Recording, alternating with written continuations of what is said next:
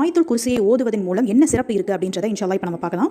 ஆயத்துல் குர்சியை ஓதுங்கள். அவ்வாறு ஓதினால் உங்களுடன் பாதுகாவலர் வானவர் ஒருவர் இருந்து கொண்டே இருப்பார். காலை நேரம் வரும் வரை ஷைத்தான் உங்களை நெருங்க மாட்டான் என்று நபிகள் நாயகம் ஸல்லல்லாஹு அலைஹி வஸல்லம் அவர்கள் கூறினார்கள். மற்றும் ஒரு ஹதீஸில் அல்லாஹ்வின் தூதர் ஸல்லல்லாஹு அலைஹி வஸல்லம் அவர்கள் கூறினார்கள், கடமையான ஒவ்வொரு தொழுகைக்கும் பிறகு யார் ஆயத்துல் குர்சியை ஓதுகின்றாரோ அவர் சொர்க்கம் செல்வதற்கு மரணத்தை தவிர வேறொன்றும் தடையாக இருப்பதில்லை. சுப்ஹானல்லாஹ். இந்த இரண்டு ஹதீஸில் சொல்லப்படுவது, அதாவது ஆயத்துல் குர்சியை ஒருத்தர் ஓதினாங்க அப்படின்னாங்கன்னா இரவுல ஓதிட்டு நம்ம படுத்தோம்னா மறுநாள் காலை வரைக்கும் கண்டிப்பாக அவர்களுடன் ஒரு வானவர் பாதுகாவலராக இருப்பார். அந்த மனிதருக்கு பாதுகாவலராக இருப்பார். சுப்ஹானல்லாஹ். எவ்வளோ ஒரு பெரிய விஷயம் இல்லையா? அது மட்டும் இல்லாமல் ஆயத்துல் குர்சியை ஒவ்வொருவரும் கடமையான தொழுகைக்கு பிறகு ஓதக்கூடியவங்களா இன்ஷா அல்லாஹ் இருக்கணும். இதை மட்டும் என்னைக்குமே மறந்துடக்கூடாது. இதனுடைய சிறப்பு என்ன சொல்றாங்க? யார் ஒருத்தர் கடமையான தொழுகைக்கு பிறகு ஆயத்துல் குர்சியை ஓதுகிறாரோ அவருக்கு சொர்க்கம் செல்வதற்கு எது மட்டும் தான் தடையா இருக்கு அப்படின்னு பார்த்தீங்கன்னா மரணத்தை தவிர அவர் சொர்க்கம் செல்ல வேறு எதுவும் தடை கிடையாது அப்படின்னு சொல்றாங்க. அப்ப அப்படிப்பட்ட ஒரு ஆயத்துல் குர்சியை நம்ம ஒவ்வொரு நாளும் ஒவ்வொரு கடமையான தொழுகைக்கு பிறகும் தினமும் ஓதக்கூடிய மக்களாக இன்ஷா அல்லாஹ் இருக்கணும். இதனுடைய சிறப்பு அம்சங்களை நம்ம தெரிந்து வைத்துக் கொள்ளணும். அது மட்டும் இல்லாமல் ஒவ்வொருவரும் ஓதும் போது அதனுடைய பொருளை உணர்ந்து ஓதக்கூடிய மக்களாக இன்ஷா அல்லாஹ் ஒவ்வொருவருமே இருக்கணும்.